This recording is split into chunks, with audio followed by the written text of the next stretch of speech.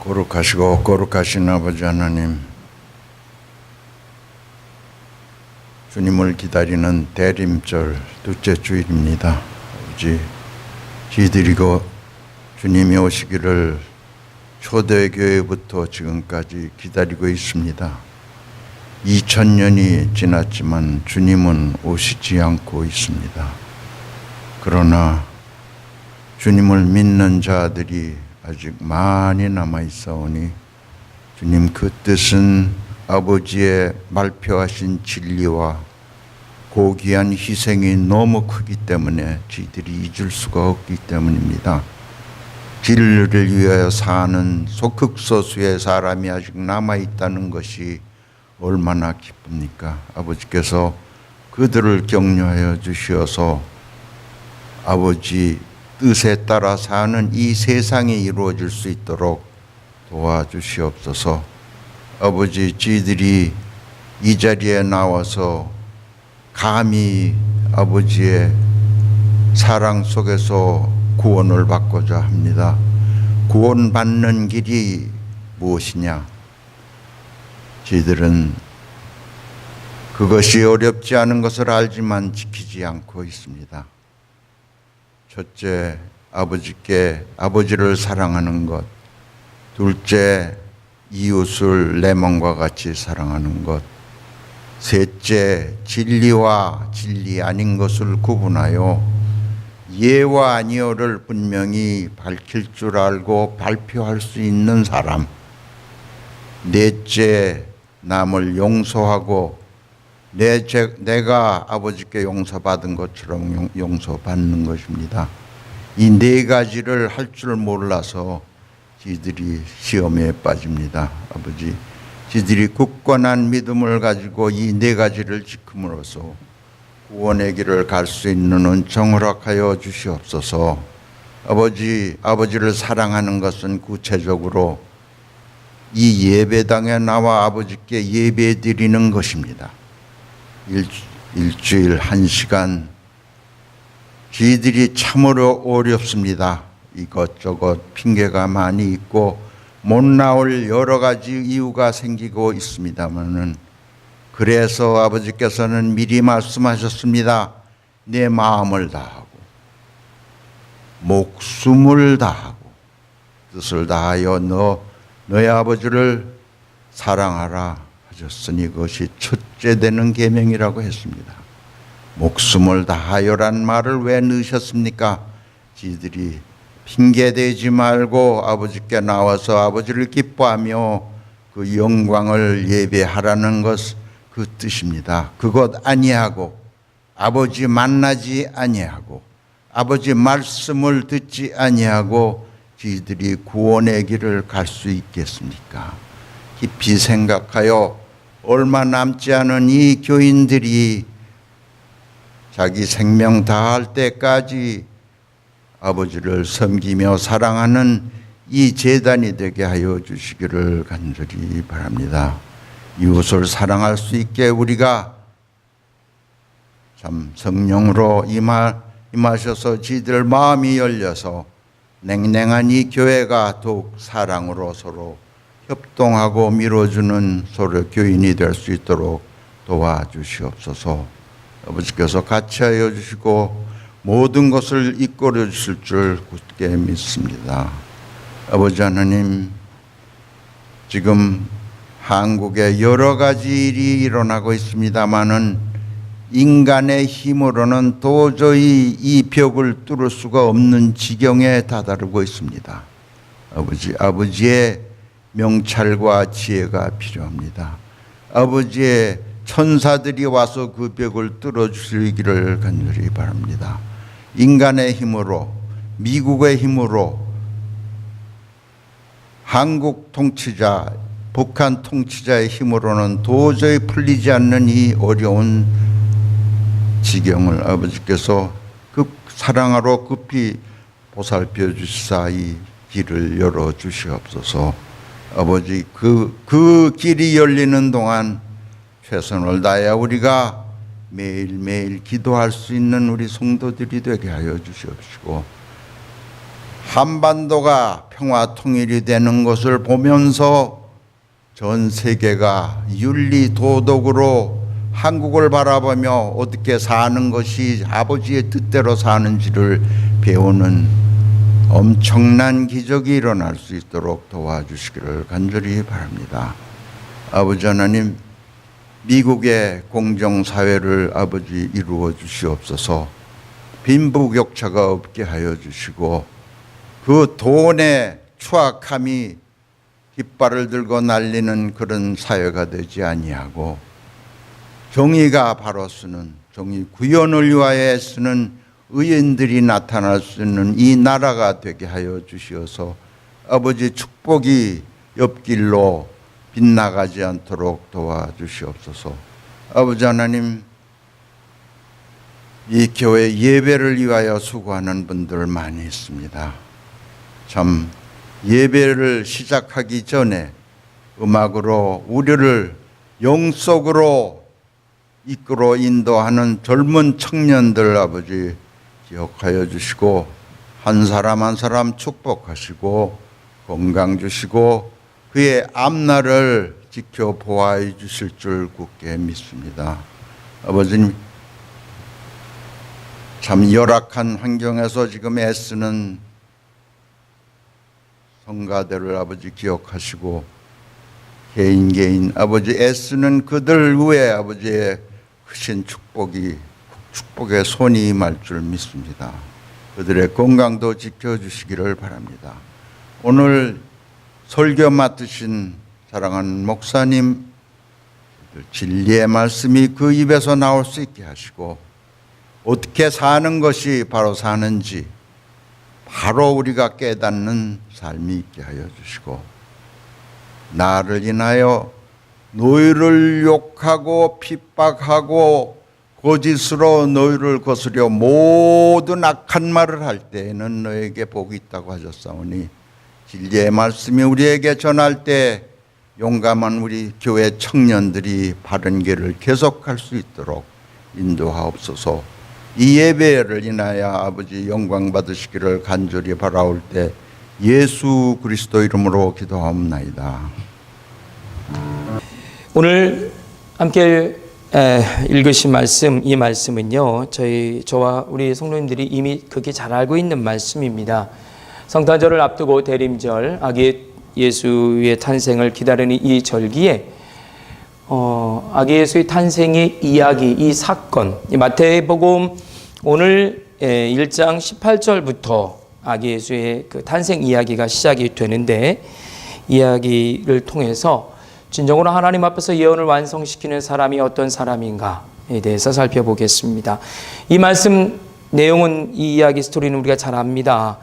요셉과 마리아가 약혼했는데요, 마리아가 임신을 하게 되죠. 의로운 사람 요셉은 마리아에게 부끄러움을 주지 않으려고 가만히 파혼하려고 합니다. 요셉이 이렇게 생각하고 있는데, 여기서 이렇게 생각하고 있는데 라고 하는 것은 조용히 파혼하려 한다는 그 생각을 말하는 겁니다. 주의 천사가 꿈에 나타나서 아들을 낳을 것이고 그는 성령으로 잉태된 것이고 그 아들을 낳으면 이름을 예수라고 꼭 해라. 그가 자기 백성을 저희 죄에서 구원할 자다. 메시아 구원자다. 라고 예언을 이루려는 것이다. 이사야서 7장 14절에 있는 말씀을 인용하며 이야기가 됩니다. 요셉은 순종하고요, 마리아를 맞아들입니다. 그리고 출생할 때까지 잠자리를 하지 않는 내용이 오늘 마태복음 1장 18절부터 25절까지의 간단한 이야기 스토리입니다. 오늘 본문의 주인공은요, 요셉입니다. 성도님들, 오늘 본문의 이야기는 예수가 아닙니다. 우리 대부분의 이런 예수의 탄생 이야기에 보면 늘 주인공이 예수님이었어요. 근데 저는 오늘 본문의 이야기의 주인공을 예수가 아닌 요셉으로 컨셉을 잡아봤습니다. 이 이야기는 굉장히 짧지만 굉장한 사건입니다. 요셉이라고 하는 젊은 평범한 청년, 한 인생이 결혼 정년기에 있었는데 약혼을 했어요. 그런데 이게 엄청난 일이 벌어진 겁니다. 내 약혼녀가 임신을 했다는 거예요. 뱃속에 아이가 있다는 거예요. 저는 개인적으로 이 말씀을 보면서 요셉이 이 모든 것을 오늘 본문의 마무리는 요셉이 모든 걸 다 덮고 천사의 말에 순종했다 이거 아닙니까? 요셉이 순종했다는 그 자체는 참 대단하다라고 생각을 합니다. 이거 정말 대단한 사건이에요. 제가 그랬다면, 제가 요셉의 입장이었다면 제가 정말로 조용히 덮을 수 있었을까? 요셉의 종교성, 그러니까 천사가 나타났잖아요. 천사가 이야기했잖아요. 꿈에서. 그러니까 이 천사의 등장은 요셉의 어떤 신앙, 종교성을 상징하는데 이 요셉의 종교성 신앙이 얼마나 뛰어났는지는 모르지만 어쨌든 요셉은 천사의 말에 순종해요. 그리고 이 아기 예수의 탄생 사건을 마무리 짓는 그런 주인공으로 요셉이 등장을 하는 겁니다. 자, 그렇다면 이 이야기에서 요셉의 태도를 우리가 살펴봐야 되는데 요셉의 첫 번째 태도, 세 가지 태도로 이 말씀을 좀 보겠습니다. 첫 번째 태도는요, 거부입니다. 거부. 다른 말로 표현하면 파혼입니다. 파혼. 처녀가 임신했다? 내 약혼녀가 임신을 했다? 이거는 굉장히 부정한 겁니다. 유대법, 특히 남성 중심의 유대 사회에서 이것은 결코 일어나서는 안 될 상황인 거죠. 결코 일어나서는 안 되는 겁니다. 그렇기 때문에 요셉이 결정한 파혼은 극히 정상적인 겁니다. 극히 정상적인 거예요. 더 나아가서 마리아야라고 하는 나를 배신한 한 여인, 그 여인의 한 여자의 인생을 무참하게 망가뜨리고 짓밟을 수도 있는 상황입니다. 그런데 오늘 요셉은 오늘 이 전체 이야기 내용 중에서 가장 중요한 것이 중요한 키포인트가 뭐냐면 파혼입니다. 파혼. 결혼이 깨진 거예요. 이 중요한 키포인트가 파혼인데 이 파혼을 요셉이 어떻게 했느냐가 굉장히 중요한 거예요. 가만히 끊으려 했다. 우리 다 같이 한번 해보실까요? 가만히 끊으려 했다. 교회 나오시기 전에 누구랑 한바탕 하고 오셨습니까? 왜들 표정이 그러세요? 다시 한번 하겠습니다. 가만히 끊으려 했다. 예, 조용히 끊으려 했다.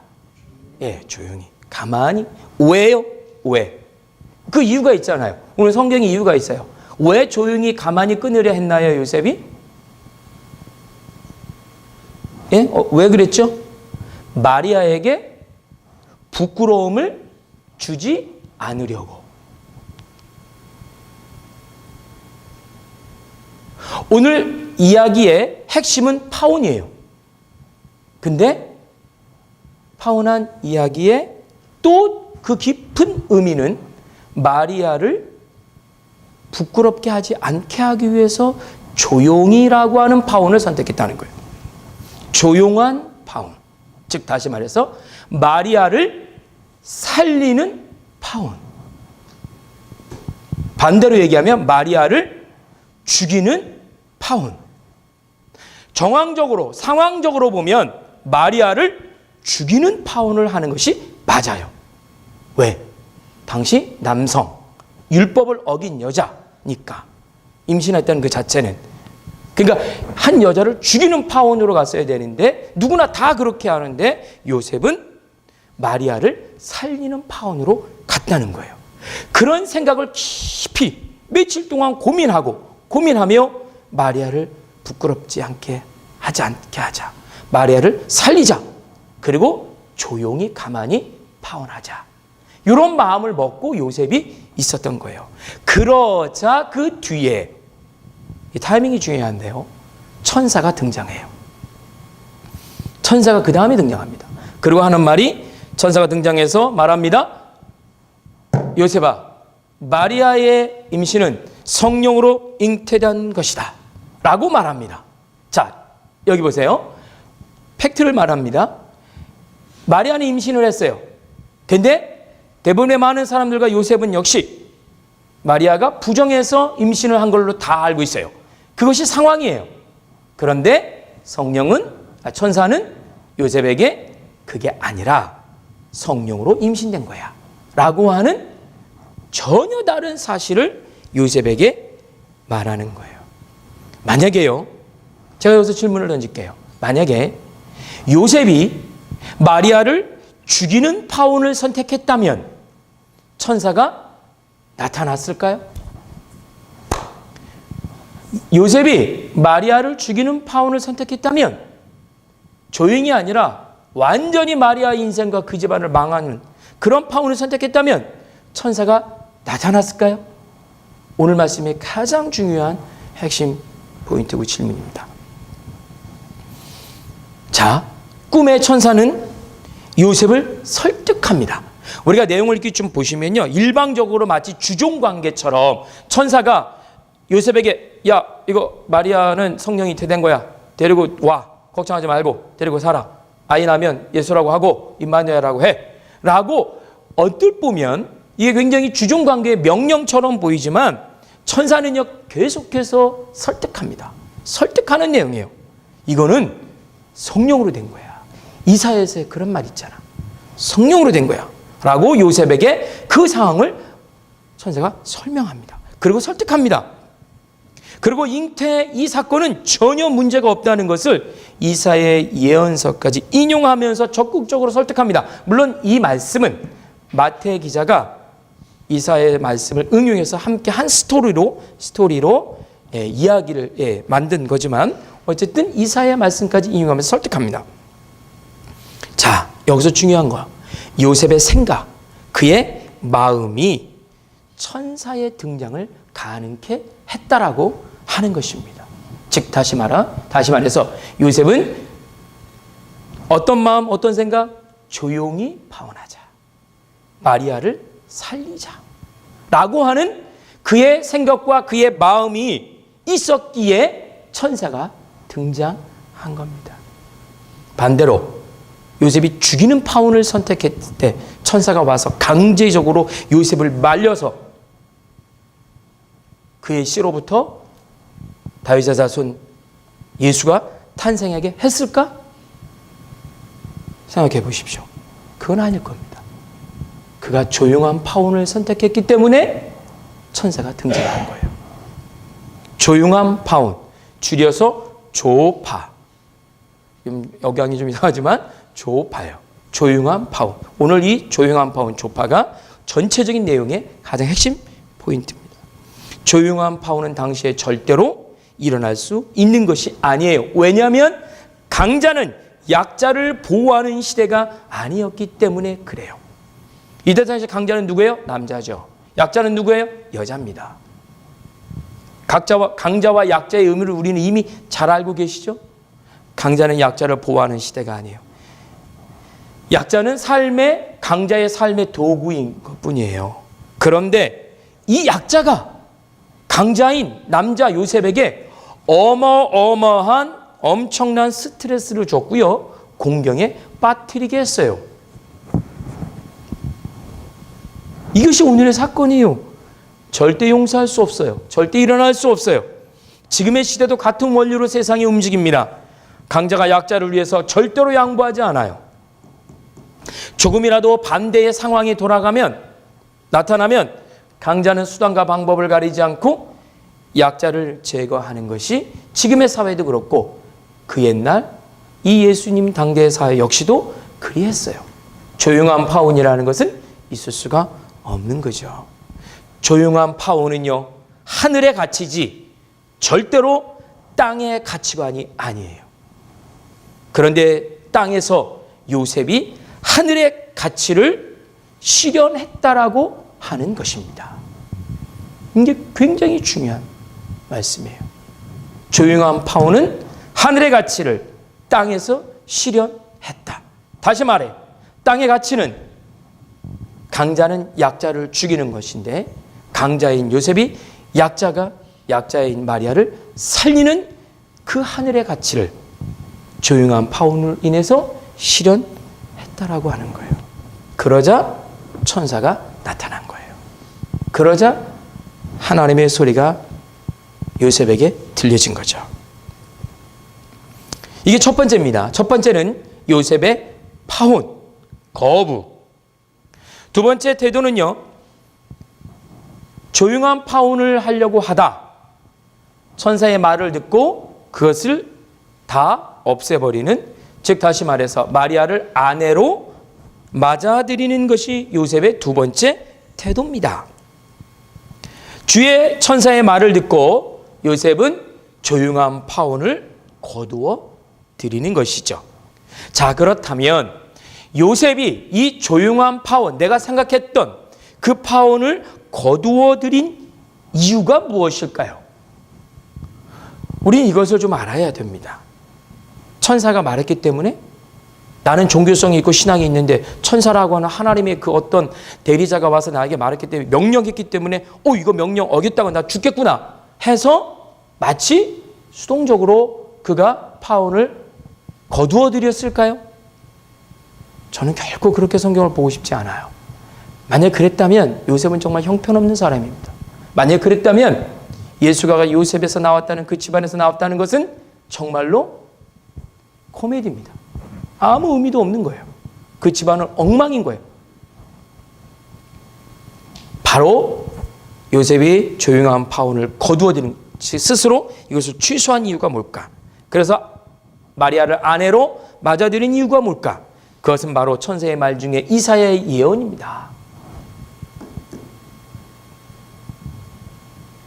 오늘 함께 읽은 용서와 확신의 말씀에 이사야서 7장 14절에 있는 말씀이에요.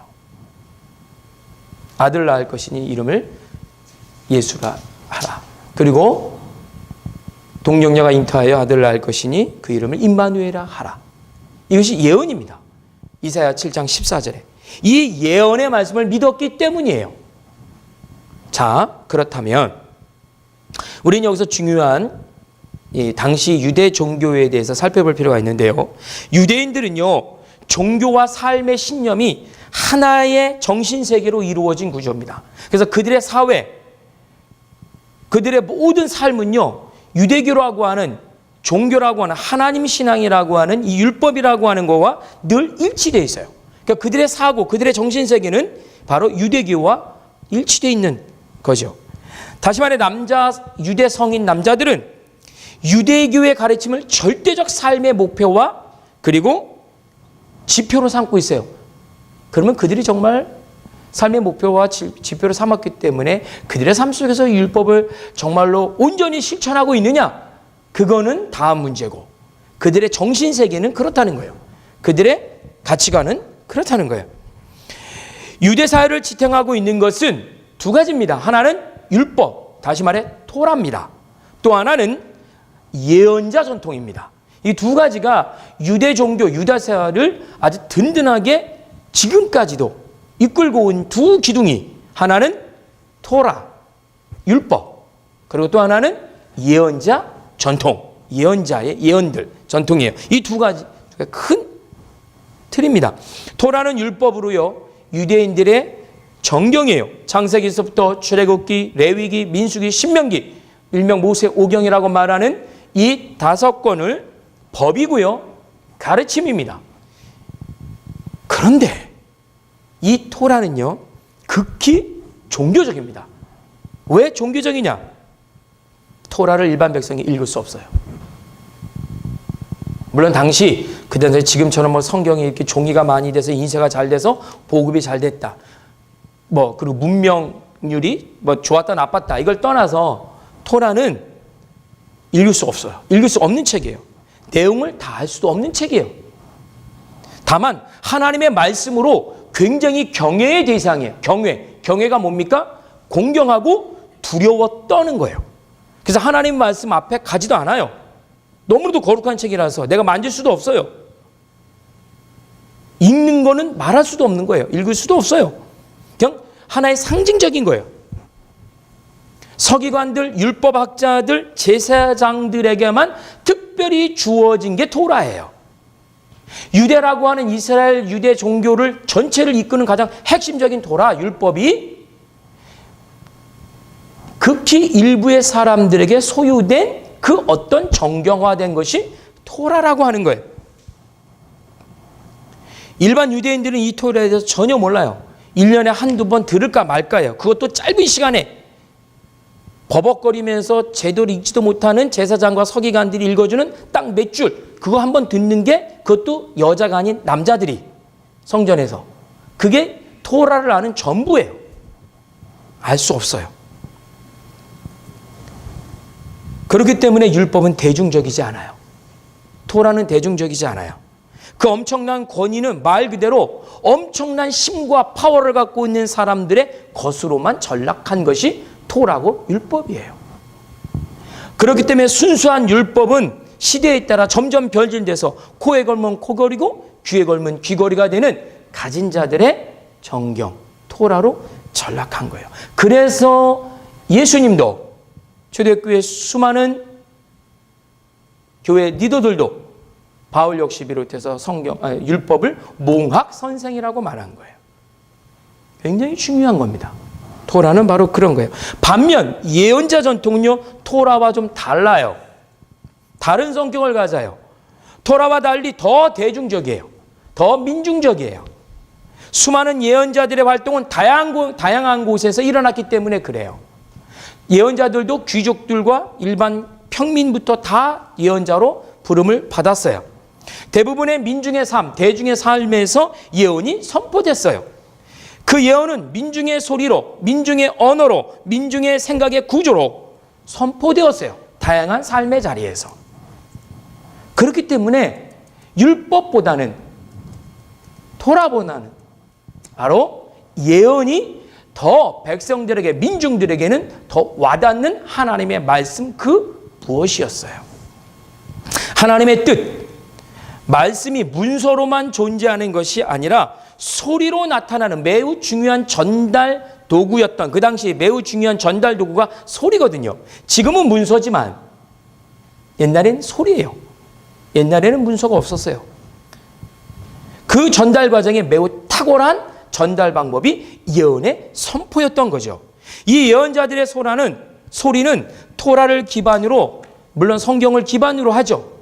성경을 기반으로 다양한 방법으로, 언어나 몸짓으로 많은 민중들에게 전달되는 중요한 과정이 바로 예언자 전통이었다라고 하는 거예요. 그렇기 때문에 민중들은, 대중들은 토라의 문서를 보고 하나님의 존재를 믿거나 신앙의 신념을 세워나가기보다는 예언의 소리에 더 민감했던 거예요. 그래서 광장에서 들리는 소리, 광야에서 들리는 소리, 궁궐에서 들리는 소리, 일반 시장에서 들리는 수많은 예언들에 더 귀를 기울였던 거죠. 중요한 유대 종교, 유대 사회를 만들어가는, 신앙체계를 만들어가는 중요한 역할이 오히려 율법, 토라보다는 예언자 전통이었다라고 하는 거예요.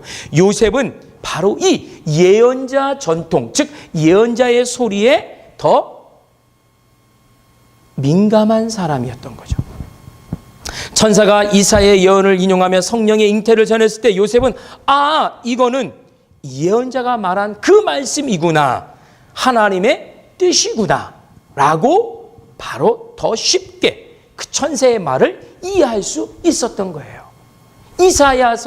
이사야의 예언을 있었고 그걸 이미 들었기 때문에 바로 내 약혼녀가 성령으로 잉태되었다라고 하는 이 천사의 소리는 곧 예언자의 소리인 것으로 충분히 이해할 수 있었다라고 하는 거예요. 결국 요셉은 조용한 파혼을 거두어 드리고 마리아를 받아들이게 되는 것입니다.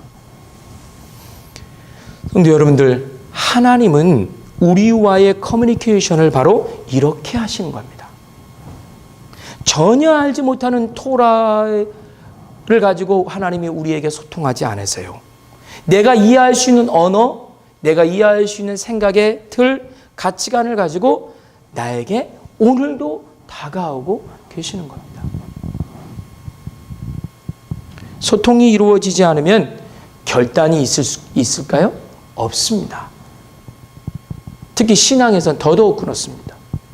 하나님은 우리를 주중의 관계로 내 명령이니까 따르라 라고 하는 소통으로 결단을 요구하시는 분이 절대로 아니라고 하는 거예요. 하나님은 당신을 희생하면서까지 자기가 자기의 말을 통하여 우리를 설득하고 계시다는 거예요. 굉장히 중요한 겁니다. 타 종교에서 말하는 강압, 주종, 절대적 그 무엇이 아니라 설득하는 과정을 통하여, 소통을 통하여 상대방이 우리가 하나님 앞에 결단하도록 하는 거예요. 종교적인 두려움으로 이루어지는 것은 진정한 소통이 아닌 거죠. 하나님께서는 우리에게 우리의 익숙한 언어, 행동, 생각, 철학, 삶의 내용의 여러 가지 다양한 꼴을 통하여 우리에게 다가오시고 또한 우리에게 말씀하고 계십니다. 요셉은 꿈을 통해 그에게 익숙한 하나님, 그에게 익숙한 말씀, 즉 예언을 통하여 조용한 파혼이 잘못된 거구나, 이건 역시도 잘못된 거구나, 받아들이자 라고 받아들이게 된 것입니다. 요셉의 마지막 태도는요, 첫째는 조용한 파혼이었고요, 둘째는 마리아를 맞아들이는 것이고요, 셋째는 끝까지 마리아와 아이가 태어날 때까지 잠자리를 하지 않은 것입니다. 마리아가 예수를 잉태할까지 그 여인의 남자로 그 옆을 지킨 거예요. 아기 예수의 아버지로 그 옆을 지켜서 아기 예수의 아버지로 그를 기다렸다라고 하는 거죠. 이 기다림의 끝으로 결국 오늘의 말씀의 제목과 일치한 요셉은 예언을 완성시키는 사람이 될 수 있었던 것입니다. 우리는 지금까지 아기 예수 탄생 이야기에서 중요한 포커스를 늘 성령 잉태에 두었어요. 그리고 잉태를 위해서 마리아와 요셉은 하나의 도구, 특별한 도구, 기독교 신앙이 지금 2000년이 지난 우리의 지금의 시각에서 기독교의 세계관에서 보면 선택받은 존재로 또 설명해요. 대단하죠? 부럽죠?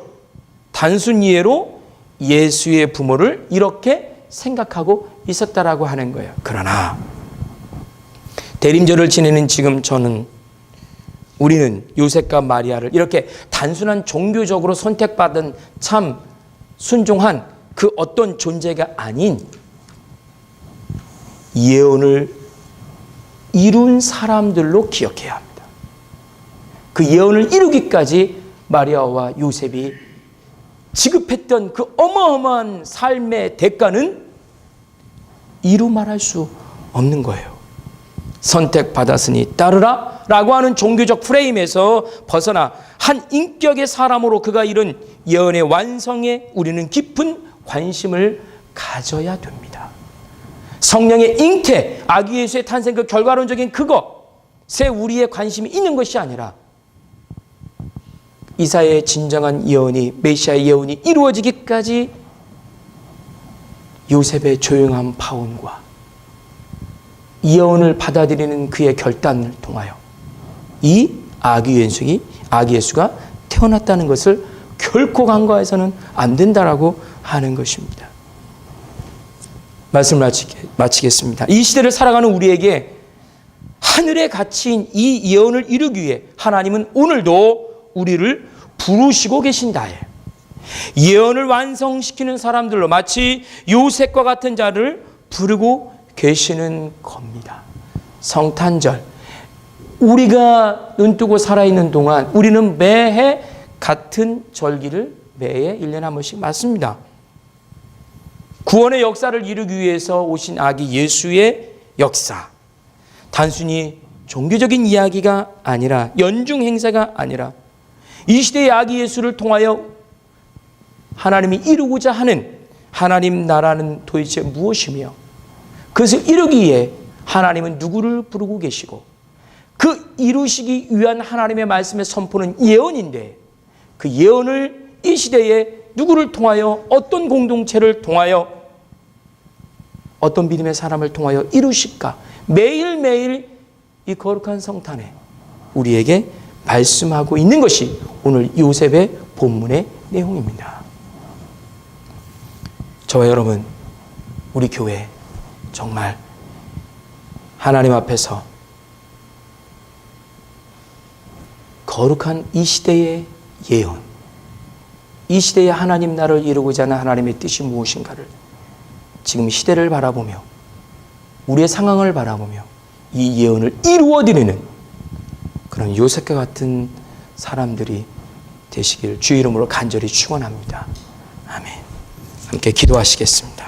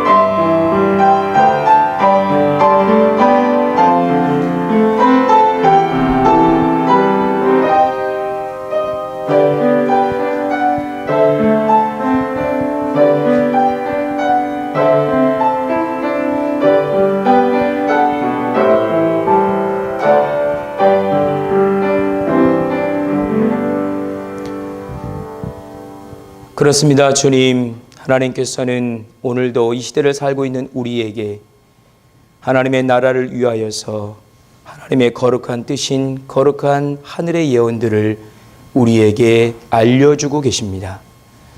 단순히 무서운, 두려운 그런 소리와 그런 모습으로 우리에게 알려주시는 것이 아니라 우리 삶 속에서 우리가 보고 듣고 나누는 그런 삶 속에 그 과정 속에서 하나님의 뜻을 우리에게 보여주고 계십니다. 하나님, 아기 예수의 탄생을 맞이하는 이 대림절 기간 동안 우리가 이 구원의 구속의 예언을 이루고자 우리에게 보여주시는 이 하나님의 예언의 소리에 우리가 얼마만큼 귀를 기울이고 있는지 다시 한번 오늘의 요셉의 말씀의 이야기를 통하여 하나님 앞에 진정한 예언을 완성시키는 사람들로 우리가 기억될 수 있도록 우리를 불러주시고 그 부름에 우리가 응답하게 하여 주옵시며 거룩한 결단이 우리 안에 있게 해 주옵소서. 이 시간 하나님께 예물을 드립니다. 우리의 예물이 우리의 삶의 마음이고 중심입니다. 하나님 기억하시고 이 작은 예물이지만 주님의 몸된 교회 공동체를 세우며 하나님의 나라를 이루어가는데 존귀하게 쓰임받는 거룩한 물질이 되게 하여 주옵시고 마음으로 중심으로 섬기는 모든 손길들마다 하나님의 놀라운 은혜를 허락해 주옵소서. 감사하며 축복하옵고 예수님의 이름으로 기도하옵나이다. 아멘.